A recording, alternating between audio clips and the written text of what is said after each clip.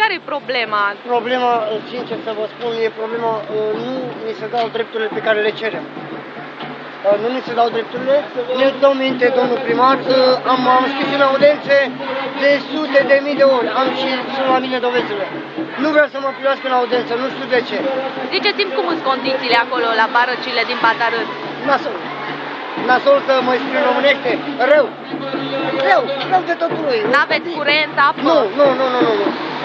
Nu se poate extinde, nu avem curent electric pe care au câțiva care nu se poate extinde. Nu ne-a dat voie. A zis că nu e voie.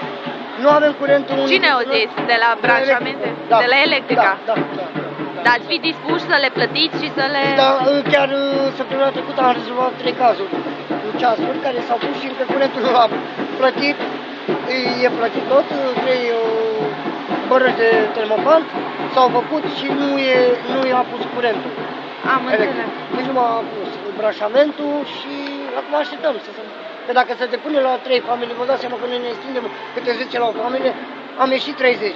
Dumneavoastră ați zis că nu ați locuit pe strada Coastei? Nu. Ci în Iris? Nu, eu am locuit, v-am zis, în Iris am locuit acolo și acolo a venit în blocul 15, acolo a venit și ne-au scos, ne-am trezit că ne scoate afară de acolo, am zis că ia pompieri și ne dă câte 75 de milioane bani vechi, atunci prin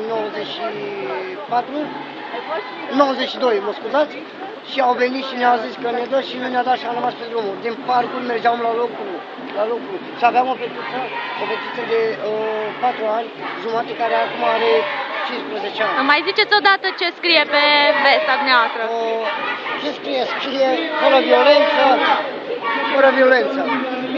Mulțumesc!